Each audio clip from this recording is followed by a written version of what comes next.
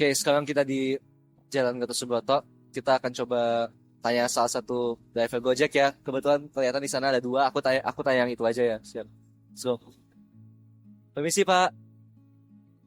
Atas nama siapa Pak? Susanto. Oh, Susanto. Driver Gojek ya Pak? Ya, Oke. Kalau boleh nanya, Bapak Susanto sering lihat gak anak-anak terlantar di jalan atau anak-anak yang nggak punya orang tua tuh di daerah-daerah jalanan lah kalau lagi nganter? suka ada yang lewat. Biasanya jam berapa ya Pak? Jam jam 6 pagi, jam setengah 7 itu. Oh, pagi-pagi ya. Menurut Bapak, gimana pendapat Bapak kalau ngeliat mereka di jalanan seperti itu, gak ada orang tua, gak ada yang ngurusin? Kalau menurut saya sih ini ya kagum lah ya mereka dalam terbatasan nggak punya ya nggak seperti kayak anak-anak yang lainnya ya. Mereka masih semangat, masih mau sekolah. Dan pertanyaan terakhir, Pak Susanto, menurut Pak Susanto, anak-anak yang terlantar itu harus diapain? Daripada ditinggalin seperti itu, menurut Pak Susanto ya, mereka harus diapain kalau di jalanan seperti itu? Kalau menurut saya sih ya itu harus ada penampungan ya, tampung ada yang ngurus jadi kan Kapan yang ngurus? ya penampungan kayak ada donatur atau pemerintah ya harus ada yang lebih memperhatiin lah ya kondisi mereka. Menurut saya itu aja sih. Oh, baik. Terima kasih ya Pak Susanto atas waktunya sebentar. Maaf mengganggu ya waktunya. Terima kasih ya Pak Susanto. Seperti yang diingatkan oleh pengemudi Gojek, Bapak Susanto. Anak-anak jalanan ini bangun setiap pagi. Dengan semangat luar biasa, berjuang untuk pendidikan di tengah keterbatasan. Namun mereka butuh lebih dari sekedar kekaguman. Mereka butuh tempat yang layak, seperti rumah atau panti asuhan. Bagaimana mereka tetap bisa bersenyum di tengah kekurangan, sementara banyak dari kita yang memiliki lebih banyak masih merasa kurang? Mungkin jawabannya akan kita temukan saat mengunjungi panti asuhan Cahaya Kasih, di mana kebahagiaan lahir dari kebersamaan dan bukan dari materi.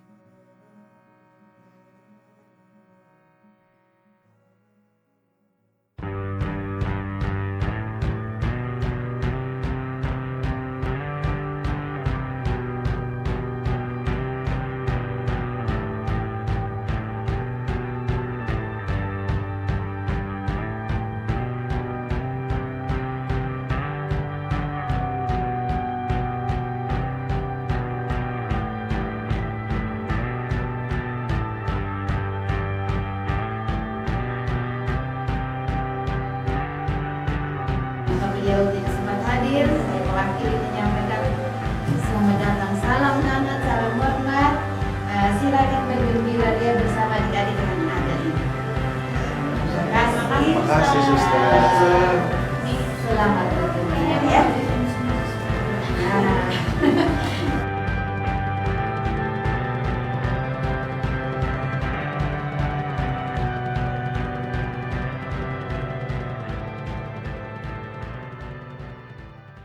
Cinta Yesus itu pertama. Tetapi untuk sampai ke cinta Yesus itu pasti ada prosesnya. Pertama dulu saya tertarik melihat pastor suster itu begitu dekat sama orang kecil, anak-anak. Lalu setelah dalam perjalanan setia menjadi suster, kok rasa kebahagiaan saya itu lebih besar dengan mencintai, melayani, ada buat anak-anak yatim piatu. Jadi untuk memikirkan yang lain lagi saya tidak. Saya sudah bahagia berada bersama mereka dan sekarang doa saya itu semoga selalu diberi sehat. Dia masih bisa berguna. Sedangkan panti ini namanya Cahaya Kasih. Kalaupun kami nanti melayani untuk misalnya mendampingi ibu-ibu yang KTD ya, kehamilan yang tidak diinginkan, pasti juga tetap dengan cinta. Doa, mendengarkan, penerimaan itu yang paling utama. kata Paus Fransiskus, kita semua dari keluarga yang tidak sempurna, kan? Maka kehadiran kami juga yaitu perlu menyuarakan cinta kasih yang sebenarnya itu. Di dalam harus diwujud nyatakan bagaimana cinta kasih itu seperti apa. Ada sedikit antara mereka boleh saling marah, biasa. Tapi kita sebagai orang tua tidak harus marah-marah. Jadi rumah cahaya kasih ini adalah rumah cinta, bukan lagi rumah ya seperti orang bilang dibuang di pantai. Tidak, itu keliru. Kalau dibuang itu di got, di sungai, seperti itu ya.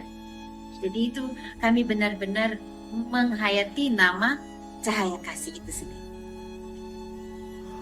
Baik, sebagaimana orang tua, kebanyakan orang tua itu mengharapkan anaknya berhasil, punya masa depan yang baik. Itu juga harapan kami. Kami tidak ingin ada anak yang gagal. Jadi kalau kita banding, Suster Vero pimpinan kami ini yang memulai mendirikan yayasan ini begitu banyak anak sekarang 34 orang yang pada akhirnya ada yang sedang susun skripsi, ada yang sudah semester 4. Tentu beliau mengharapkan itu jangan sampai ada satu dari sekian yang gagal. Pesan kami para suster, saya mewakili Suster Vero dan teman-teman pengurus di sini, mengharapkan adik-adik muda menjaga diri dengan senjata utama yaitu doa. Kalau Anda berdoalah sungguh-sungguh, pasti Tuhan itu tidak kurang tajam telinganya mendengar doamu. Pasti melindungimu, menjauhkanmu dari bujukan-bujukan, godaan-godaan apapun yang menjerumuskan kalian. Kalau sudah doa, jangan nganggur. Kalau belajar ya belajar, kalau ada waktu bisa membantu orang tuamu, bantulah. Jangan sampai nganggur, karena setan itu berhasil menggodamu ketika nganggur. Banyak nganggur. Lakukanlah pekerjaan atau banyak kreativitas yang bisa dilakukan. Kemudian ada waktu untuk berelasi, jaga relasi baik dengan teman-teman siapapun itu tanpa ada perbedaan. Oh itu, wah yang ini enggak usah temani. Tidak ada istilah ini teman, ini bukan teman. Itu dipelihara dalam relasi yang baik. Karena kalau sudah begitu doanya pasti terjawab. Apa yang kita tabur, itulah yang kita tuai. Kata ya Yesus sendiri berikan sabdanya ya kalau kita dalam gereja, dalam agama Kristen pada umumnya. Itu mungkin pesan suster. Kami semua mendoakanmu sukses, saling mencintai, saling mendukung. Jangan ada sekat-sekat.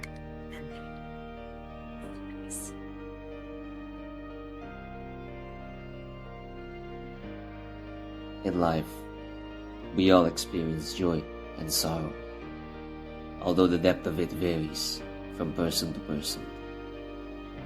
Some are fortunate enough to chase their dreams, while others find themselves stranded along the way.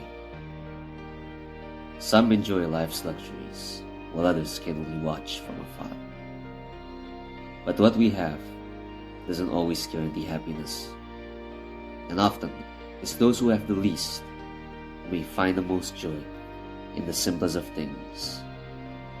In their struggles, they discover a beauty that we may overlook, a beauty that lies not in material wealth, but in resilience, contentment, and in the value of human connection. Perhaps it is in recognizing this beauty that we can learn to be truly grateful.